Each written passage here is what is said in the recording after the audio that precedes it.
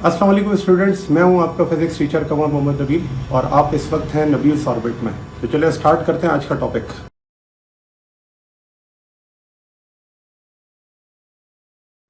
तो multiple choice question. तो इसमें अगर आप देखें तो इसमें लिखा हुआ है a projectile thrown upward moves in its parabolic path, the velocity and acceleration vector for the projectile are perpendicular to each other at. तो वो कहते हैं वो कौन सा पॉइंट है जिस पॉइंट पर पहुंचने के बाद वेलोसिटी और एक्सीलरेशन आपस में क्या हो जाते हैं, परपेंडिकुलर हो जाते हैं। तो देखें, इस चीज को अगर मैं ड्रॉ करूं तो मैं इस तरह ड्रॉ कर सकता हूं कि ये मेरे पास है वेक्टर, और इस वेक्टर में सॉरी, ये प्रोजेक्टाइल मोशन की एक ट्रिजेक्ट्री है, और इस ट्रिजेक्ट्री के अंदर मैं ड्रॉ कर देता हूं कि ये आपके पास है पाथ, जिसे पैराबोलिक पाथ कहते हैं। इस पॉइंट के ऊपर अगर मैक्सिमम हाइट पर आप पहुंच जाएं तो मैक्सिमम हाइट पे पहुंच के आप कहते हैं कि एक वेलोसिटी जीरो हो जाती है, जिसे हम वर्टिकल वेलोसिटी कहते हैं। अच्छा, अब इस वर्टिकल वेलोसिटी के जीरो होने के बाद आपके पास जो हॉरिजॉन्टल वेलोसिटी होती है वो तो गिवन होती है, और वेलोसिटी अगर गिवन है तो इस पॉइंट पर एक्सेलरेशन का है, एक्सेलरेशन की डायरेक्शन है टुवर्ड्स द सेंटर, और वो है जी। तो अगर आप देखें यहाँ पर वेलोसिटी और एक्सेलरेशन एक दूसरे के क्या है, 90 डिग्री परपेंडिकुलर है। और यही बात इन्होंने पूछी है कि वो कौन सा पॉइंट है जहां पर वेलोसिटी और एक्सेलरेशन परपेंडिकुलर होते हैं। तो यह है हाईएस्ट पॉइंट, ऑप्शन है बी, द हाईएस्ट पॉइंट। ठीक है, फिर है सेकंड। सेकंड पॉइंट में, सेकंड एमसीक्यूज में कहते हैं a truck driver a truck driving along a highway road has a large quantity of momentum if it moves at the same speed but has twice as much of mass, its momentum is। देखो, momentum के बारे में हमने पढ़ा है, momentum बराबर होता है product of mass and velocity. तो इसका मतलब ये हो गया मोमेंटम मास पे भी डिपेंड करता है और वेलोसिटी पे भी डिपेंड करता है। तो अब उन्होंने कहा कि स्पीड तो दोनों की सेम है, तो अगर v सेम है तो चेंज क्या हो रहा है, चेंज हो रहा है मास। तो मैं यहाँ पर लिखता हूं कि अगर मास डबल हो रहा है तो मोमेंटम क्या होगा। तो हम यहाँ पर देखें, लिखते हैं कि मोमेंटम चेंज हो जाएगा कितना टाइम्स, एम प्राइम टाइम्स। और एम प्राइम क्या है, तो एम प्राइम की जगह मैं लिख देता हूँ ये है 2m, और बाहर लिखा है v। तो क्या मैं लिख सकता हूँ p प्राइम को इस तरह से कि 2mv। तो एम वी किसके बराबर हो जाएगा, मोमेंटम के। तो ये आपके पास देखा जाए तो मोमेंटम क्या हो जाएगा, डबल हो जाएगा। तो ऑप्शन यहाँ पे करेक्ट है सी, डबल। थर्ड क्वेश्चन कहते हैं a 5 newton force is applied to 3 kg ball. ठीक है, आपके पास फोर्स है 5 न्यूटन और मास है 3 kg। To change its velocity from 9 meter per second to 3 meter per second. इसका मतलब इनिशियल स्पीड आपके पास 9 है और फाइनल क्या है, 3 है। This impulse causes the momentum change of the ball to be. तो आपने बताना है कि जो इम्पल्स है वो कितना इसमें चेंज हो जाएगा, ये आपने क्या करना है, फाइंड आउट करना है। तो देखें, जो इम्पल्स होता है वो बराबर होता है चेंज ऑफ मोमेंटम के। तो मैं यहाँ पर इसको लिखता हूँ इस तरह से कि जो इम्पल्स है जे, तो हम इम्पल्स को आई से या जे से रिप्रेजेंट करते हैं। तो इसको हम लिखते हैं चेंज ऑफ मोमेंटम, और चेंज ऑफ मोमेंटम किसके बराबर है, फाइनल माइनस इनिशियल के। तो ये जो इम्पल्स है इसे हम लिख देते हैं फाइनल मोमेंटम है, तो फाइनल मोमेंटम को लिख देते हैं M V F. Initial momentum है तो इसे लिख देते हैं एम वी आई। तो मैथ आपको गिवन है, मैथ आप कॉमन ले लें तो अंदर बच जाएगा वी एफ माइनस वी आई। अब आप वैल्यूज को क्या करेंगे, सब्सटीट्यूट करेंगे तो इम्पल्स आ जाएगा। तो मैथ्स की वैल्यू यहाँ पर है 3, फाइनल वेलोसिटी भी है 3, इनिशियल वेलोसिटी है 9। तो 3 - 9, ये आपके पास हो जाएगा 3 - 9 -6, और 6 3 का क्या हो जाएगा 18, और आंसर किसके साथ आएगा, -18। और ये -18 यूनिट क्या होगी, जो कि मोमेंटम की यूनिट होती है, और वो होती है किलोग्राम मीटर पर सेकंड। अब यहाँ पर नेगेटिव साइन जो वो क्या रिप्रेजेंट कर रहा है कि इसकी जो डायरेक्शन है वो क्या होगी, ऑपोजिट होगी। तो ऑप्शन यहाँ पर अगर देखें तो सी ऑप्शन आपका जो है वो करेक्ट है, -18। Question number 4, which of the following statement is true about the projectile motion. जो आपके पास इसमें स्टेटमेंट्स लिखी हुई हैं, और जाहिर सी बात है कि अगर वो पूछ रहा है एक स्टेटमेंट बताएं जो कि ट्रू है, तो इसका मतलब बाकी स्टेटमेंट इसके अंदर क्या होंगी, फॉल्स होंगी। जब वो कहता है ना कि which of the following statement is not true, तो इसका मतलब मल्टीपल स्टेटमेंट ट्रू होंगी, एक स्टेटमेंट क्या होगी, रॉन्ग होगी। तो अब यहाँ पर पहचानना आसान इसलिए हो गया कि हम रिकॉग्नाइज कर सकते हैं कि सिर्फ एक ही स्टेटमेंट इसके अंदर क्या होगी, ट्रू होगी। तो जरा पढ़ें, कहते हैं projectile motion is the motion of an object project vertically upward into the air and moving under the influence of gravity. तो प्रोजेक्टेड वर्टिकली अपवर्ड, ये तो वन डायमेंशनल मोशन है, तो इसका मतलब ये ऑप्शन क्या हो गया, गलत। जी। फिर option B, projectile Yes. Motion is the motion of an object projected into the air and moving independently of gravity. अब ग्रेविटी के ऊपर तो वो डिपेंड करता है, क्योंकि under the influence of gravity तो मूव करता है, तभी तो प्रोजेक्टाइल कहते हैं। ऑप्शन बी भी गलत हो गया। Option C, projectile motion is the motion of an object projected into the air and moving under the influence of gravity. हाँ जी, ये ऑप्शन क्या है, करेक्ट है। और फिर डी भी पढ़ लें, Yes. Projectile motion is the motion of an object project horizontally. Horizontally का मतलब अगेन वन डायमेंशनल मोशन हो गया, ये भी गलत हो गया। तो यहाँ पर आपके पास जो ऑप्शन करेक्ट है वो है सी, जो कि ये कहता है कि मोशन जो कि under the influence of gravity हो और आप उसको क्या करें, थ्रू करें एयर में। क्वेश्चन नंबर 5, कहते हैं vertical component of velocity of a projectile is smallest at. तो वर्टिकल कंपोनेंट ऑफ वेलोसिटी किस पॉइंट के ऊपर स्मॉलेस्ट होगी, तो the instant it is thrown, यानी कि जब आप इसमें आपने इसको थ्रो किया उस जगह पर, या फिर half way to the top, यानी कि जब सेंटर में पहुंचा तब, या फिर टू द टॉप, या फिर लैंडिंग पॉइंट। तो देखें, मैंने अभी आपको बताया था कि प्रोजेक्टाइल मोशन में जब आप हाईएस्ट पॉइंट पर जाते हैं तो उस हाईएस्ट पॉइंट पर जो आपकी वर्टिकल वेलोसिटी होती है वो क्या हो जाती है, जीरो हो जाती है। तो यहाँ पे अगर मैं इसको ड्रॉ करूं तो ये आपके पास पाथ है, और इस पाथ में ये आपके पास है टॉप, और इस टॉप पे जो आपके पास वेलोसिटी है वो क्या है, स्मॉलर है। अब स्मॉलर जीरो से कम तो नहीं हो सकता ना, तो इसलिए स्मॉलेस्ट यहाँ पर जो वैल्यू है वर्टिकल कंपोनेंट ऑफ वेलोसिटी की, वो टॉप पर जाकर क्या होगी, स्मॉलेस्ट होगी। तो इसका ऑप्शन है सी, द टॉप। चले 6, कहते हैं a 4 kg mass has a momentum of 12 kilogram meter per second. एक 4 किलोग्राम का ऑब्जेक्ट है जिसका मोमेंटम है 12 किलोग्राम मीटर पर सेकेंड, ये मोमेंटम गिवन है, और मास कितना है, 4 kg। कहते हैं ऑब्जेक्ट स्पीड इज, आपने बताना है v क्या होगा, बहुत आसान क्वेश्चन है। Momentum is product times velocity, momentum is product of mass and velocity. तो अगर आपको मोमेंटम भी पता है, मास भी पता है, स्पीड आपने कैलकुलेट करनी है, तो मैं मोमेंटम की जगह 12 लिख देता हूँ, मास की जगह 4 लिख देता हूँ, v आपने कैलकुलेट करना है, 12 डिवाइडेड बाय 4 हो जाएगा 3। तो यहाँ से आंसर आपके पास 3 मीटर पर सेकेंड आ जाएगा। ऑप्शन है A. Question number 7, a bomb of mass 9 kg, एक बॉम्ब जिसका मास कितना है, 9 kg है, तो मैं इसको ले लेता हूं capital M, explodes into 2 pieces of mass 3 kg and 6 kg। एक को मैंने M1 कह दिया, एक को M2 कह दिया। The velocity of mass 3 kg is 1.6, क्योंकि उसको M1 का है तो इसको मैं V1 कह दूंगा। तो कहता है the kinetic energy of mass 6 kg, तो 6 kg को मैंने 2 कहा था, तो वो कहता है काइनेटिक एनर्जी आपने बतानी है। इसका मतलब ये है कि मुझे V2 पहले फाइंड आउट करना पड़ेगा। अगर ये V2 मुझे पता चल गया तो मैं काइनेटिक एनर्जी की जगह हाफ mv² का फार्मूला लगाऊंगा, और वहां से मैं क्या कर लूंगा, काइनेटिक एनर्जी 2 की वैल्यू फाइंड आउट कर लूंगा, हाफ m2v2²। ठीक है, तो अब मेरा टास्क ये है कि मुझे V2 फाइंड आउट करना है। तो बहुत सिंपल है, देखें क्या करेंगे, यहाँ पर हम कंजर्वेशन ऑफ मोमेंटम को अप्लाई करेंगे, और कंजर्वेशन ऑफ मोमेंटम ये कहता है कि जो मोमेंटम फटने एक्सप्लोड होने से पहले था वही मोमेंटम एक्सप्लोड होने के बाद होगा। तो हम इस बात को लिख सकते हैं कि initial momentum is equals to final momentum. तो जब तक एक्सप्लोजन नहीं हुआ मोमेंटम क्या था, जीरो, और जब एक्सप्लोजन हो गया तो मोमेंटम किस तरह लिखा जाएगा, m1v1 प्लस m2v2।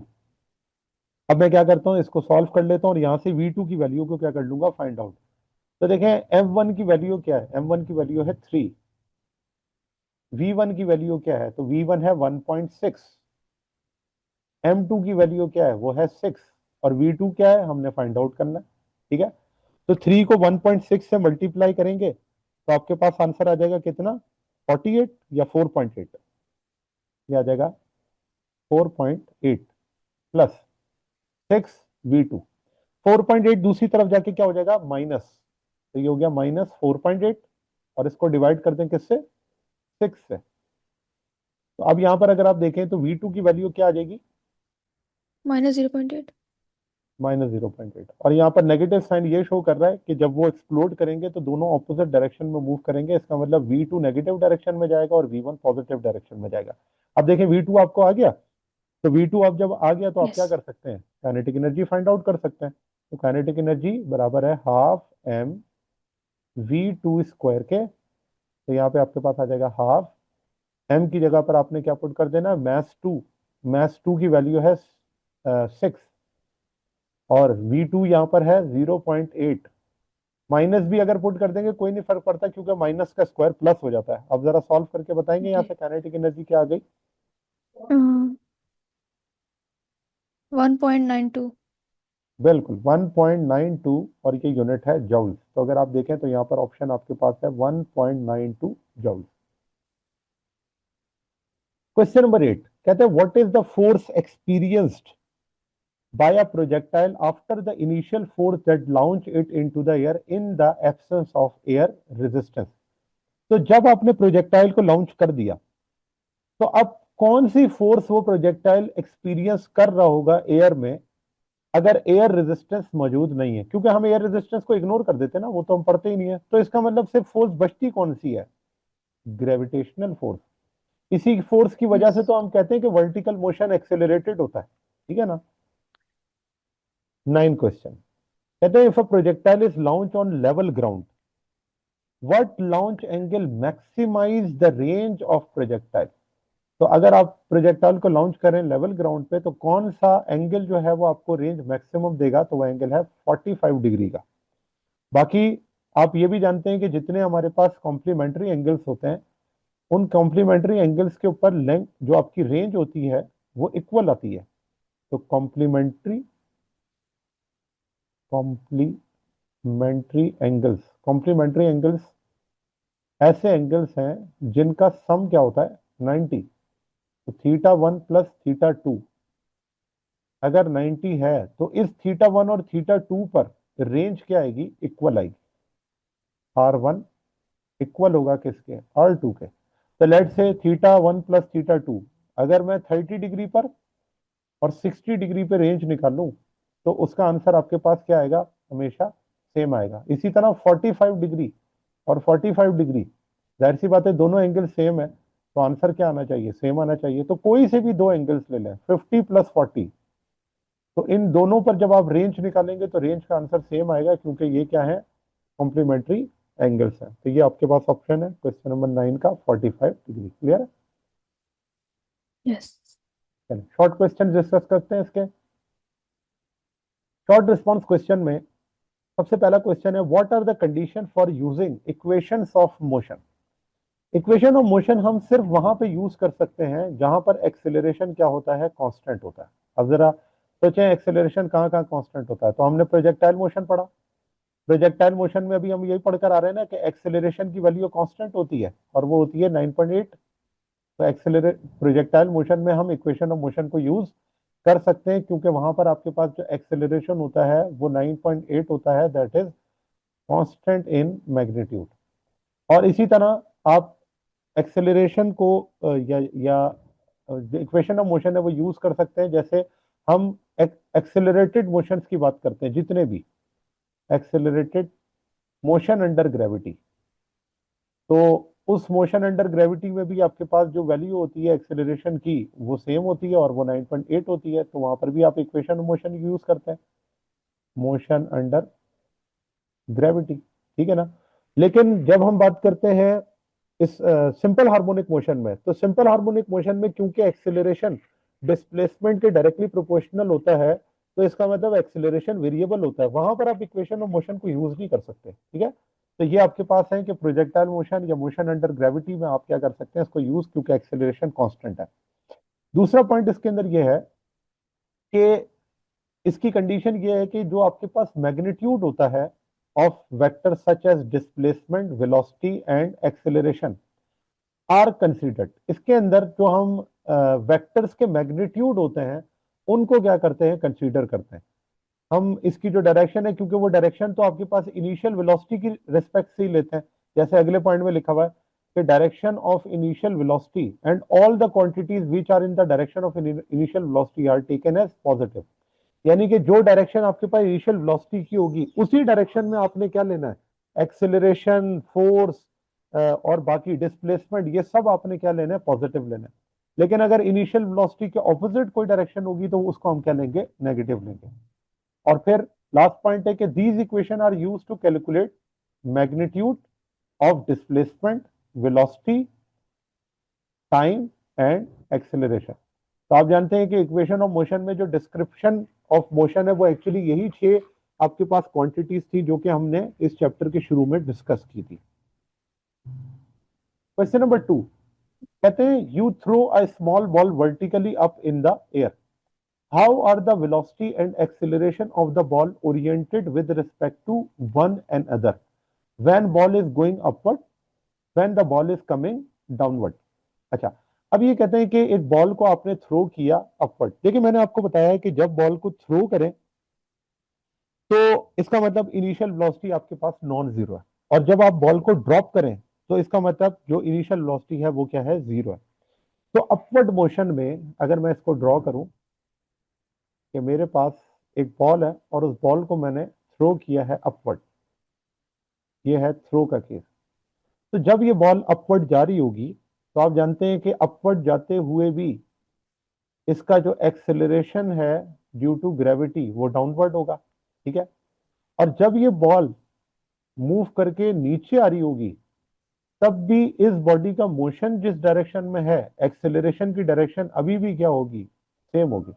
इसका मतलब ये है कि बॉडी अपवर्ड जाए या बॉडी डाउनवर्ड आए, अपवर्ड हो या डाउनवर्ड हो, दोनों केसेस में जो एक्सेलरेशन आपके पास है उसकी जो डायरेक्शन होती है वो हमेशा क्या होती है, डाउनवर्ड होती है। तो यहां पर अगर आप देखें ये लिखा हुआ है पहले ऑप्शन में, when the ball is going upward, तो when ball is thrown upward the velocity vector of oriented upward, तो आप देखें वेलोसिटी वेक्टर क्या है, अपवर्ड है, while the acceleration vector due to gravity is oriented downward, तो जो acceleration vector है उसकी orientation क्या है, downward, यह है upward motion के लिए। अच्छा, उसके बाद फिर वो कहते हैं कि when the ball is coming downward, तो ये केस है आपके पास डाउनवर्ड वाला। तो अगर आप देखें कि डाउनवर्ड केस में जो आपकी वेलोसिटी की ओरिएंटेशन है, वेलोसिटी की ओरिएंटेशन डाउनवर्ड है, और एक्सेलरेशन की भी जो ओरिएंटेशन है वो डाउनवर्ड है, क्योंकि वो तो चेंज ही नहीं होती। तो यहां पर हम लिख सकते हैं कि when is moving downward both velocity and acceleration vectors are oriented in the same direction and that direction is downward direction, ठीक है। नेक्स्ट पॉइंट, थर्ड क्वेश्चन कहते हैं for a projectile motion is the velocity ever zero. तो projectile motion के अंदर जो velocity होती है वो जीरो होती है या फिर is the acceleration ever zero.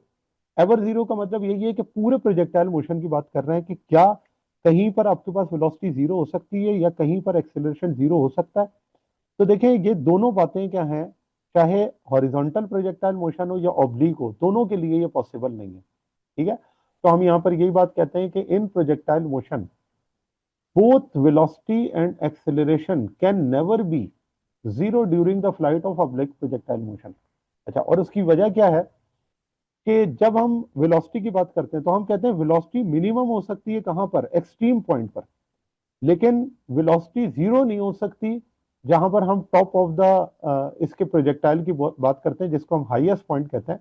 उस हाईएस्ट पॉइंट पे पहुंचने के बाद क्योंकि एक वेलोसिटी का कंपोनेंट मौजूद होता है जिसे हम एक्स कंपोनेंट कहते हैं, इसी वजह से हम कहते हैं कि वेलोसिटी की जो वैल्यू है वो जीरो नहीं होती बल्कि मिनिमम होती है कहां पर, टॉप पर। तो यहां पर ये देखें लिखा हुआ the velocity of an oblique projectile can never completely be zero because even at the highest point the vertical component of velocity is zero और horizontal component नॉन जीरो। तो इसलिए हम कहते हैं कि वेलोसिटी जीरो नहीं होगी बल्कि क्या होगी, मिनिमम होगी। इसी तरह acceleration of projectile is never zero because the vertical component of acceleration is due to gravity। और is always on the projectile. तो आप जानते हैं कि प्रोजेक्टाइल के अंदर तो हम प्रोजेक्टाइल की डेफिनेशन ही यही पढ़ते हैं कि ये एक ऐसा मोशन है जो under the influence of gravity हो। तो अगर ग्रेविटी है तो इसका मतलब एक्सेलरेशन हर जगह पर मौजूद है। हाँ, ये जरूर है कि अगर हमसे यह कहा जाए कि हॉरिजॉन्टल एक्सेलरेशन क्या होता है, तो ये हॉरिजॉन्टल एक्सेलरेशन के बारे में हम कह सकते हैं कि वो जीरो होगा, लेकिन एक्सेलरेशन जीरो नहीं होगा, क्योंकि मैंने आपको ये बताया था कि जो नेट एक्सेलरेशन होता है वो एक्चुअली सम होता है दो एक्सेलरेशंस का, एक ए एक्स स्क्वायर और एक ए वाई स्क्वायर। तो अगर मैं कहूं कि हॉरिजॉन्टल एक्सेलरेशन जीरो है, लेकिन इसका मतलब ये नहीं है कि नेट एक्सेलरेशन जीरो हो गया। नेट एक्सेलरेशन तो अभी भी किसके बराबर आ गया, ए वाई के बराबर आ गया। ठीक है ना, जिस ए वाई को हम क्या लेते हैं, जी ले लेते हैं, की वैल्यू 9.8 मीटर पर सेकंड स्क्वायर है। और इसी वजह से तो जो वर्टिकल वेलोसिटी होती है वो एक्सेलरेटेड हो जाती है और वेरिएबल हो जाती है। नेक्स्ट क्वेश्चन, नेक्स्ट क्वेश्चन के अंदर Yes. क्वेश्चन नंबर 4 कहते हैं draw a diagram showing the velocity and acceleration of a projectile eight several points along its path assuming the projectile is launch horizontally, be the projectile is launch eight an angle with the horizontal. तो अब इसका मतलब ये हुआ कि हमें ना दो पॉइंट्स के ऊपर इन वैल्यूज को क्या करना है, ड्रॉ करना है, एक हॉरिजॉन्टल के लिए एक ऑब्लिक के लिए। तो ये सिंपल है, क्योंकि हमने हॉरिजॉन्टल और ऑब्लिक प्रोजेक्टाइल मोशन पढ़ा हुआ है, तो इसमें ऐसा कोई प्रॉब्लम नहीं होगी। फिर भी मैं यहाँ पे ड्रॉ कर देता हूँ। देखें, अगर मैं इसमें with respect to some angle की बात करूं, यानी कि ऑब्लिक, तो ऑब्लिक वाले को तो मैं इस तरह से ड्रॉ करता हूं। इसका एंगल थीटा यहां से ये। जी जी, कोई क्वेश्चन पूछ रही है? No, sir, ऐसे positive X axis, sorry. Positive Y axis. तो यहां पे अगर आप देखें कि ऑब्लिक, ये है ऑब्लिक प्रोजेक्टाइल, ऑब्लिक प्रोजेक्टाइल। इस ऑब्लिक प्रोजेक्टाइल के अंदर अगर मैंने हर पॉइंट के ऊपर वेलोसिटी और एक्सेलरेशन को शो करना है, तो मैं इस तरह से शो करूंगा कि इनिशियली जो आपके पास वेलोसिटी है उसके दो कंपोनेंट हैं। एक को हम लिख देते हैं वी नॉट एक्स, एक को हम लिख देते हैं वी नॉट वाई। ये इनिशियल है। फिर किसी भी पॉइंट पर इस वेलोसिटी के कंपोनेंट की बात करूंगा तो दो होंगे, एक वी एफ एक्स, एक वी एफ वाई। अच्छा, और इस वी एफ वाई के ऑपोजिट आपके पास एक्सेलरेशन ड्यू टू ग्रेविटी है। इसी तरह जब हम एक्सट्रीम या टॉप पोजीशन पर जाएंगे, वहां पर आपके पास again acceleration due to gravity downward है, जबकि जो वेलोसिटी का कंपोनेंट है वो वी एफ एक्स है। और इसी तरह से जब ये आकर लैंड करेगी तो अगेन यहाँ पर आपके पास दो कंपोनेंट हैं, एक वी एफ एक्स और दूसरा वी एफ वाई। ठीक है, तो यहां से हमें ये पता Yes. चलता है कि जब आप स्टार्ट कर रहे होते हैं प्रोजेक्टाइल को तब, और जब आप प्रोजेक्टाइल को एंड कर रहे होते हैं, इन दोनों पॉइंट्स पर आपकी वेलोसिटी क्या होती है, मैक्सिमम होती है, क्योंकि दोनों कंपोनेंट्स गिवन है। जब ये हिट कर रहा होता है तब भी वेलोसिटी क्या है, मैक्सिमम है। लेकिन जब ये एक्सट्रीम पॉइंट पर होता है तो वेलोसिटी क्या होती है, मिनिमम होती है, क्योंकि इसका एक कंपोनेंट खत्म हो जाता है। तो ये हो गया ऑब्लिक। अब आते हैं हॉरिजॉन्टल पे। तो हॉरिजॉन्टल प्रोजेक्टाइल मोशन के लिए हम कहते हैं कि ये मेरे पास एक सरफेस है और इस सरफेस से हम एक प्रोजेक्टाइल को लॉन्च करते हैं। तो जब हम इसको लॉन्च करते हैं तो इसका पाथ कुछ इस तरह का बनता है, इसे हम कहते हैं हॉरिजॉन्टल प्रोजेक्टाइल मोशन। तो अब यहाँ पर अगर मैं अगेन वेलोसिटी और एक्सीलरेशन को शो करूँ किसी भी पॉइंट के ऊपर, तो देखें इनिशियली आपके पास जो इसके अंदर वेलोसिटी है वो सिर्फ हॉरिजॉन्टल वेलोसिटी है, जिसे हम वी आई एक्स कहते हैं, और यही सारी की सारी वेलोसिटी है इनिशियल। जबकि यहाँ पर हम कहते हैं कि वर्टिकल वेलोसिटी इनिशियल क्या है, जीरो, क्योंकि बॉडी अपवर्ड तो जा ही नहीं रही, वो तो हॉरिजॉन्टल जा रही है। फिर मैं किसी भी पॉइंट पर अगर बात करूं तो इसकी वेलोसिटी वी एफ एक्स, और यहां पर इसका मैं एक्सेलरेशन अगर ड्रॉ करूं तो एक्सेलरेशन की डायरेक्शन है डाउनवर्ड। और इसी तरह से जब ये नीचे आकर हिट करेगा तो वेलोसिटी के दोनों कंपोनेंट्स भी मौजूद होंगे और एक्सेलरेशन भी यहाँ पर क्या होगा, मौजूद होगा, वी एफ एक्स, और यहाँ पर आपके पास आ जाएगा जी या फिर वी एफ वाई। और ये दोनों कंपोनेंट्स यहाँ पर गिवन है। तो ये आपके पास हो गया horizontal projectile motion, horizontal projectile motion, projectile motion. ठीक है, तो ये 3.4 हो गया। नेक्स्ट क्वेश्चन 3.5, कहते हैं an aeroplane while flying horizontally drops a bomb when reaches exactly above the target, missed it, explain why. देखो, जब कभी भी कोई एरोप्लेन या जेट प्लेन जो होता है, जैसे फाइटिंग प्लेन जिसे हम कहते हैं, वो हॉरिजॉन्टली एक बॉम्ब को ड्रॉप करता है। मैं यहाँ पे ड्रॉ करता हूँ। लेट से ये हमारे पास एक प्लेन है और ये प्लेन क्या करता है, एक बॉम्ब को ड्रॉप करता है। और बॉम्ब को ड्रॉप कहाँ पे किया, जब बिल्कुल ये इसके टारगेट पे पहुंच गया। लेट से ये मेरे पास जो है वो टारगेट है। तो अब इस टारगेट पे पहुंचने के बाद जब इसे इसने ड्रॉप किया, तो क्योंकि हमारी जो एरोप्लेन है उसके पास एक वेलोसिटी है हॉरिजॉन्टल, और इस हॉरिजॉन्टल वेलोसिटी की वजह से यहाँ पर इस बॉम्ब के पास भी कौन सी वेलोसिटी है, हॉरिजॉन्टल। तो जैसे ही आपने इसे ड्रॉप किया, तो इनिशियली इसके पास वर्टिकल वेलोसिटी नहीं है, वो तो जीरो है। तो सिर्फ हॉरिजॉन्टल वेलोसिटी की वजह से जब ये मूव करेगा तो ये पाथ कैसा बनाएगा, ये पाथ बनाएगा हॉरिजॉन्टल प्रोजेक्टाइल मोशन। और ये अपने टारगेट को हिट नहीं करेगा बल्कि कहीं और जाकर हिट करेगा। और यहां पर अगर आप देखें तो उसकी वजह क्या है, क्योंकि उसके पास एक हॉरिजॉन्टल वेलोसिटी है जिस वेलोसिटी की वजह से वो आगे मूव करेगा। और हर पॉइंट पर अगर आप देखें तो एक्सेलरेशन की वजह से उसके पास अब वर्टिकल वेलोसिटी भी आ जाएगी जो उसको नीचे लेकर जाएगी, वी एफ एक्स। और यहाँ पर अब आपके पास आ गया वी एफ वाई। और ये जो वी एफ वाई है ये किसकी वजह से है, क्योंकि यहाँ पर एक्सेलरेशन ड्यू टू ग्रेविटी है। तो इस वजह से ये आपके पास जो बॉम्ब होता है वो मिस कर जाता है टारगेट को, क्योंकि उसके पास हॉरिजॉन्टल वेलोसिटी मौजूद है। नेक्स्ट क्वेश्चन है, how air resistance affects projectile motion. तो एयर रेजिस्टेंस प्रोजेक्टाइल मोशन को कैसे अफेक्ट कर सकती है। तो आप जानते हैं कि जो हमारे पास एयर रेजिस्टेंस होती है वो प्रोजेक्टाइल मोशन की जो एनर्जी है उसको डिक्रीज कर देती है। जो एयर रेजिस्टेंस होती Yes. है ये प्रोजेक्टाइल मोशन को अफेक्ट करती है फ्रिक्शन की वजह से। तो यहाँ पर जो एयर रेजिस्टेंस होती है ये एयर रेजिस्टेंस एनर्जी को डिक्रीज कर देती है प्रोजेक्टाइल मोशन के, और उसकी वजह से क्या होता है, तो एयर रेजिस्टेंस आपके पास प्रोजेक्टाइल मोशन की वेलोसिटी को डिक्रीज करेगी। तो हमारे पास जो हॉरिजॉन्टल और वर्टिकल कंपोनेंट हैं ये दोनों आपके पास क्या होंगे, डिक्रीज हो जाएंगे। क्योंकि पहले तो सिर्फ और सिर्फ वर्टिकल कंपोनेंट ही डिक्रीज होता था ना, अपवर्ड जाते हुए, और नीचे आते हुए इंक्रीज होता था। और हम कहते थे कि हॉरिजॉन्टल तो चेंज ही नहीं होता, वो तो कांस्टेंट रहता है। लेकिन जब एयर रेजिस्टेंस आ जाएगी तो फिर तो हॉरिजॉन्टल भी कम होना शुरू हो जाएगा, वर्टिकल भी कम होगा। तो इसलिए हमारे पास हम कहते हैं कि एनर्जी क्या हो जाती है, डिक्रीज। और फिर एक और बात यह है कि इस एयर रेजिस्टेंस की वजह से आपका जो पैराबोलिक पाथ है, ये पैराबोलिक जो पाथ है ये भी आपके पास क्या हो जाएगा, चेंज हो जाएगा। और इसकी वजह से आपकी जो रेंज होगी एंड मैक्सिमम हाइट होगी वो भी क्या हो जाएगी, चेंज हो जाएगी।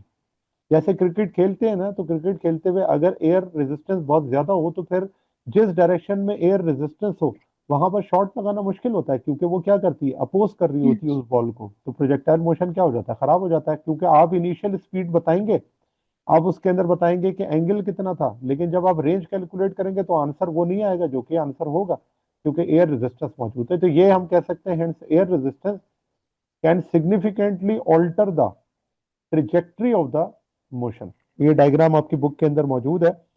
अगर मैं इसको ड्रॉ करूं तो इस तरह से है कि विदाउट आपके पास एयर रेजिस्टेंस, अगर हम कहें कि ये आपका पाथ है, तो जब इसमें एयर रेजिस्टेंस इन्वॉल्व हो जाएगी तो अब इसका पाथ जो होगा उसे मैं ड्रॉ कर सकता हूं कि अब इसका जो पाथ होगा वो ये होगा। अब अगर आप देखें तो इसके अंदर रेंज भी कम हो गई, ये आपके पास हाइट भी कम हो गई। ये हाइट है जो कि पहले के मुकाबले में कम, इसे मैं H1 लिख देता हूं।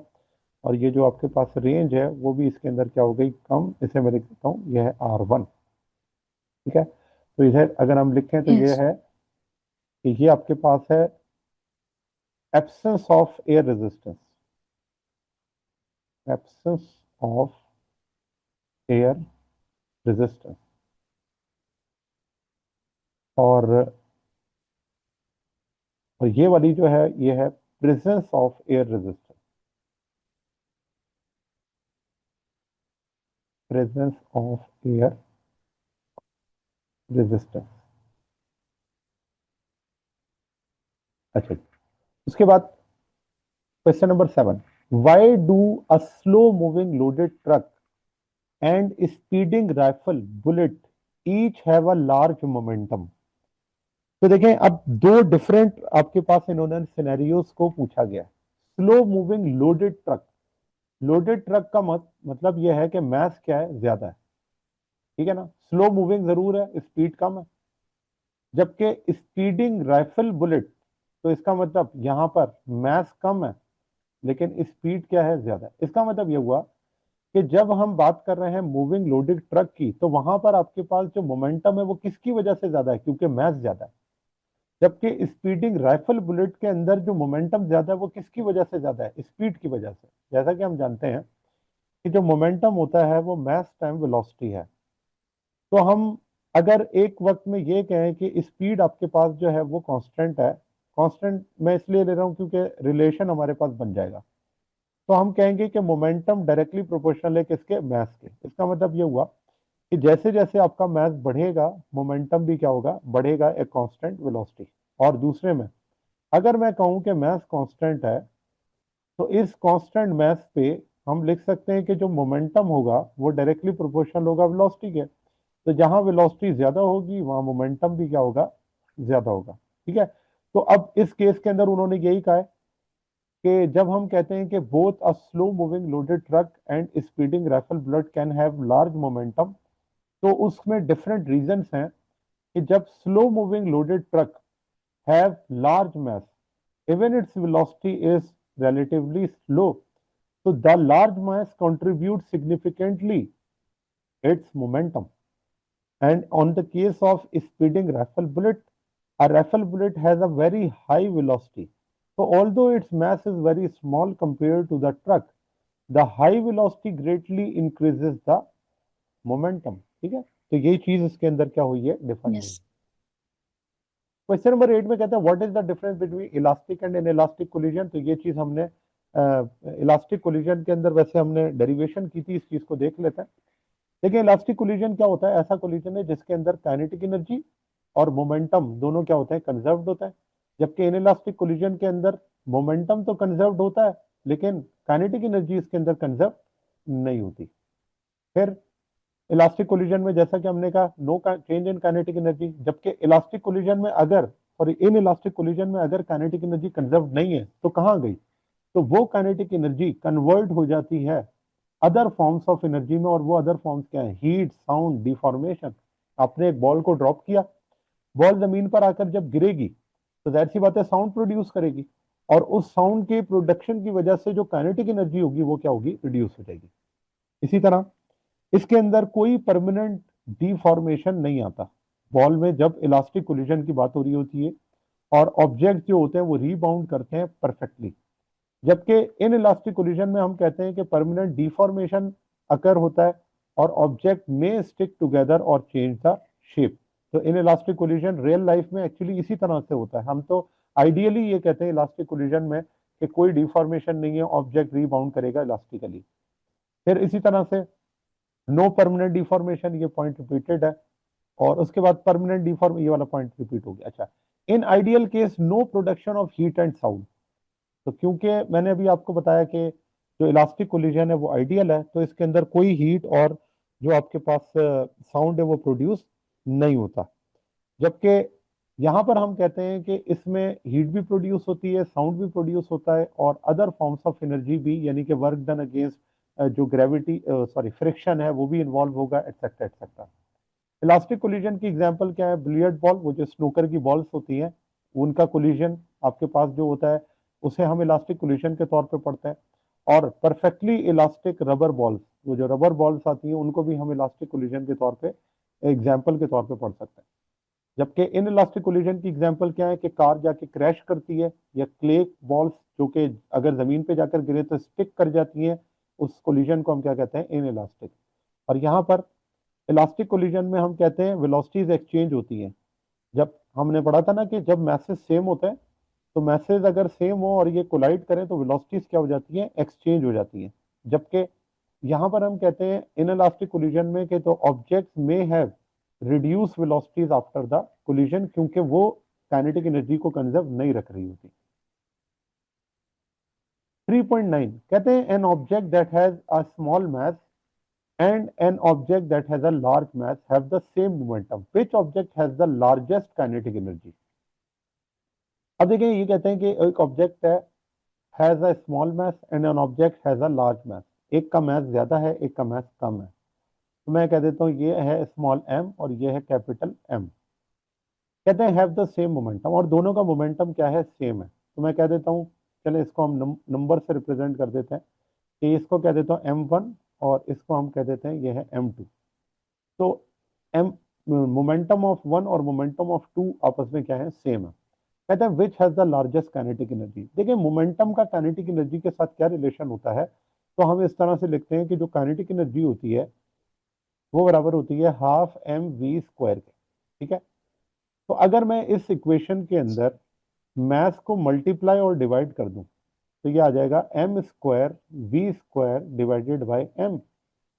अब ये जो एम स्क्वायर वी स्क्वायर है ये बराबर है किसके, मोमेंटम के। तो मोमेंटम का स्क्वायर आ गया। तो अब अगर आप देखें तो काइनेटिक एनर्जी अब किसके बराबर आ गई, पी स्क्वायर अपॉन 2m के। तो यहाँ पर जो हमने एनर्जी लिखी हुई है ये एनर्जी एक्चुअली कौन सी है, काइनेटिक एनर्जी, और बराबर है किसके, पी स्क्वायर अपॉन 2m के। तो अब आपको यहाँ पे नजर आ रहा है कि काइनेटिक एनर्जी का मोमेंटम के साथ क्या हो गया, रिलेशन। अब उन्होंने यही पूछा है कि किसकी एनर्जी जो होगी वो लार्जेस्ट होगी। तो देखें इस इक्वेशन में अगर मैं इसको रिलेट कर लूं अपवर्ड एंड डाउनवर्ड, तो kinetic energy 1, kinetic energy 2, formula भी इसी तरह से पी स्क्वायर अपॉन, और ये देखें ये पी स्क्वायर से कैंसिल, ये 2 से कैंसिल, तो m2 ऊपर आ जाएगा, m1 नीचे चला जाएगा। तो देखें एनर्जी किस तरह रिलेट हो गई, इनवर्स रिलेशन।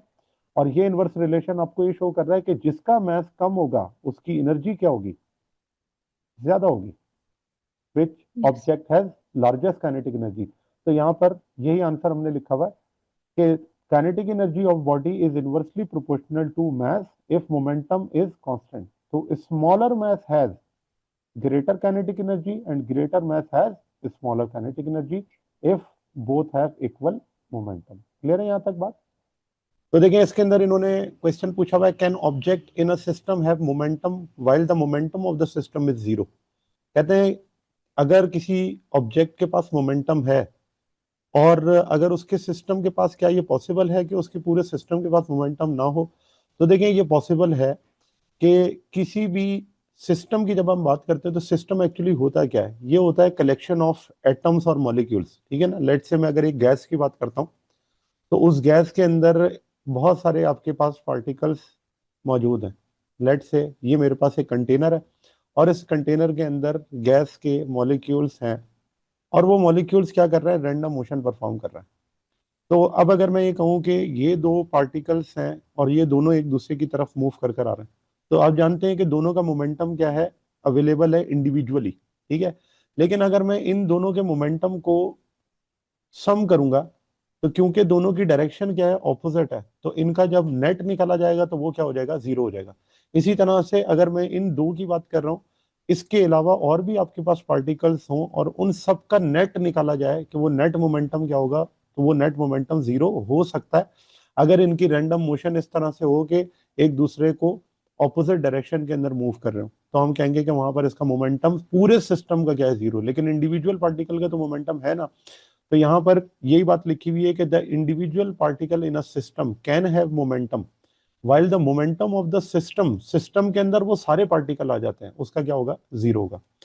कहते हैं this is due to the fact that momentum is a vector quantity. अभी जैसे मैंने आपको बताया कि ये दो पार्टिकल है, दोनों का मोमेंटम डिफरेंट डायरेक्शन के अंदर है। तो जब हम टोटल मोमेंटम लेते हैं तो वो हम वेक्टर सम के जरिए लेते हैं। तो जब हम इन दोनों का वेक्टर सम करते हैं तो जो इंडिविजुअल मोमेंटा होता है पार्टिकल का वो ऐड होने के बाद क्या हो जाता है, आंसर जीरो दे देता है। ठीक है, इसकी एक और एग्जांपल ली जा सकती है और वो है एक्सप्लोजन ऑफ बॉम्ब। देखिए एक्सप्लोजन ऑफ बॉम्ब में हम कहते हैं कि जब आपके पास एक बॉम्ब एक्सप्लोड नहीं हुआ तो उस वक्त तक इसका जो मोमेंटम है वो जीरो है। ठीक है, और इसमें देखेगा कि आप कंजर्वेशन ऑफ मोमेंटम भी यहाँ पर हमारे पास अप्लाई हो जाएगा, जो कि हम पढ़कर आए थे। तो ये बॉम्ब बिफोर एक्सप्लोजन है, बिफोर एक्सप्लोजन। अच्छा, अब बिफोर एक्सप्लोजन क्योंकि बॉम्ब एक्सप्लोड नहीं किया तो इसका मोमेंटम क्या है, 0 है, बिफोर एक्सप्लोजन। अच्छा, और जैसे ये बॉम्ब एक्सप्लोड करेगा तो इसका लेट से मैं कहता हूं एक हिस्सा और ये दूसरा हिस्सा जो है, ये दोनों ऑपोजिट डायरेक्शन में क्या करेंगे, मूव करेंगे। अब अगर आप देखें कि जब ये एक्सप्लोड हो गया, आफ्टर एक्सप्लोजन, तो इनका जो मोमेंटम है वो अभी भी 0 है। वो और वो किस तरह से है कि एक जो आपके पास मोमेंटम की डायरेक्शन है P1 वो है टूवर्ड्स लेफ्ट, इसे मैं नेगेटिव में ले लूंगा, और जो दूसरा है उसकी है राइट, उसे मैं ले लूंगा पॉजिटिव में। अब क्योंकि दोनों पार्टिकल इक्वली और ऑपोजिट डायरेक्शन में मूव कर रहे हैं, तो जब इनका नेट लिया जाएगा तो फाइनल मोमेंटम भी क्या आ जाएगा, 0, क्योंकि P माइनस P, ये आपके पास का आंसर हो जाएगा 0। ठीक है, तो अगर आप देखें तो इनिशियल मोमेंटम 0 था और फाइनल मोमेंटम भी 0 है, और इसीलिए तो हम कहते हैं कि मोमेंटम की जो कंजर्वेशन है वो हर जगह पर एप्लीकेबल होती है अगर एक्सटर्नल फोर्सेस को हम कंसीडर ना करें, जिसे हम कहते हैं आइसोलेटेड सिस्टम। यहाँ पर एग्जाम्पल में आप देख लें, लिखा हुआ है, for example during explosion of bomb the vector sum of the momentum of all fragments is 0 but momentum of individual fragment is not 0। Individually तो इन दोनों का अपना अपना मोमेंटम है ना, जब हम इनको सम करते हैं या नेट निकालते हैं तब जाके इसका मोमेंटम क्या होता है, 0 होता है। ठीक है, तो ये आपके पास है इसका आंसर। क्वेश्चन नंबर 11 में कहते हैं for any specific velocity of projection prove that maximum range is equal to 4 times of the corresponding height. तो आपने ये प्रूव करना है कि जो मैक्सिमम रेंज होती है वो इक्वल होती है 4 टाइम्स ऑफ करस्पॉन्डिंग हाइट के। तो इस चीज को अगर हम लिखें तो इस तरह लिख सकते हैं कि maximum range is equal to 4 times of its corresponding height. ये चीज हमने क्या करनी है, प्रूफ करनी है। अब कैसे प्रूफ करेंगे, तो देखिए मैक्सिमम रेंज का फार्मूला होता है R max V square over G, और ये कैसे हमने कैलकुलेट किया, तो जो रेंज होती है उस रेंज का फार्मूला हमने यहां से निकाला था, R is equals to V I square sine 2 theta over G. ठीक है, ये रेंज का फार्मूला था। अब इस रेंज के अंदर अगर मैं थीटा की जगह 45 पुट कर दूं तो उस 45 डिग्री के लिए हमारे पास जो रेंज का फार्मूला है वो आ जाता है, मैं यहाँ पे सॉल्व करके दिखाता हूँ कि अगर मैं यहाँ पर थीटा की जगह 45 पुट करूं, क्योंकि वहीं पर आपके पास रेंज मैक्सिमम होती है, तो यहाँ से आपके पास आंसर आर मैक्स का आ जाएगा, और उसे हम लिखेंगे V I square sine 245 divided by G. तो इक्वेशन आपके पास अब बन जाएगी V I square sine 90 over G. Sine 90 1 के बराबर होता है, तो अगर आप देखें मैक्सिमम रेंज किसके बराबर आ गई, वी आई स्क्वायर ओवर जी के। ठीक है, तो यहां पर यही लिखा हुआ। उसके बाद हाइट का जो फार्मूला है वो आपको गिवन है, हाइट बराबर होती है V I square sine square theta over 2g। और जब 45 डिग्री का एंगल पुट करते हैं तो जो आपके पास हाइट होती है वो क्या बन जाएगी, अगेन यहाँ पर भी 45 पुट करें तो साइन 45 बराबर होता है 1 ओवर अंडर रूट 2 के। यहाँ पर आप देख लें साइन 45 की जगह 1 ओवर अंडर रूट 2 रख दिया, उसका स्क्वायर कर लेंगे तो आंसर आ जाएगा 1 ओवर 2 और वी स्क्वायर ओवर 2g, और जब ये 2 और ये 2 मल्टीप्लाई होगा तो आंसर आ जाएगा 4। तो अब हाइट देखें तो हाइट की वैल्यू क्या आ गई, we I square upon 4g। अब अगर आप देखें कि हमारे पास जो हाइट का फार्मूला बन गया, उस फार्मूले को मैं इस तरह भी लिख सकता हूँ कि 1/4 अलग कर दूं and V I square upon G अलग कर दूं, तो यहाँ से आपके पास क्या आ गई, हाइट आ गई। अब जो हमारे पास मैक्सिमम रेंज थी, यहाँ पर अगर देखा जाए तो इस जगह पर क्या मैं आर मैक्स नहीं लिख सकता, क्योंकि ऊपर यहाँ पर मैंने इसको सॉल्व करके पहले से बताया हुआ है कि आर मैक्स किसके बराबर था, वी आई स्क्वायर अपॉन जी के। तो आर मैक्स अगर मैं यहाँ पुट करूंगा तो आप देखें एच बराबर हो गया किसके, 1/4 टाइम्स ऑफ आर मैक्स के, जबकि हमें ये तो ये प्रूफ करना था। तो आप क्या करेंगे कि 4 यहाँ डिवाइड हो रहा है, एच के साथ क्या हो जाएगा, मल्टीप्लाई, तो आर मैक्स किसके बराबर आ जाएगा, 4h के। तो अक्सर पेपर के अंदर कॉन्सेप्चुअल क्वेश्चन जो आते हैं उनमें इस तरह के क्वेश्चन आ जाते हैं जिसके अंदर वो आपसे ये कंडीशन पूछ लेता है या प्रूफ करने के लिए दे देता है। और कभी कभार ये होता है कि कंडीशन आपको दे देता है और आपसे कहता है ये बताएं किस एंगल पे जाकर ये दोनों चीजें बराबर होंगी। तो फिर आपने क्या करना होता है, जहां जहां जो टर्म दी हुई है या वेरिएबल दिया हुआ उसकी जगह वो फार्मूला पुट करें और एंगल कैलकुलेट करें जो कि थीटा होगा। तो ये दोनों क्वेश्चंस के लिए तैयार रहेगा एग्जाम में, ये दोनों किस्म के क्वेश्चन आ सकते हैं। Yes. फिर क्वेश्चन नंबर 12 में कहते हैं is momentum conserve when a ball hits a ball. कहते हैं क्या मोमेंटम कंजर्व होगा जब बॉल जो है वो हिट करेगी किससे, बॉल से। तो देखिए मैंने अभी आपको बताया कि मोमेंटम का लॉ जो है वो कंजर्वेशन लॉ वो हर जगह पर एप्लीकेबल होता है जब हम सिस्टम को क्या ले रहे होते हैं, आइसोलेटेड। इसका मतलब एक्सटर्नल फोर्सेस अगर इन्वॉल्व नहीं है तो हम कहेंगे कि मोमेंटम हर जगह क्या होगा, कंजर्व्ड। तो यहाँ पर ऑप्शन यही है कि yes momentum is conserved when a bat hits a ball. उसकी वजह क्या है, देखिए ये बात तो हमें पता है कि जो टोटल मोमेंटम होता है बिफोर एंड आफ्टर कोलिजन वो क्या होता है, सेम होता है। तो remains constant before and after collision. Assume क्या करना है, एक्सटर्नल फोर्सेस सिस्टम के ऊपर एक्ट ना हो रही हो।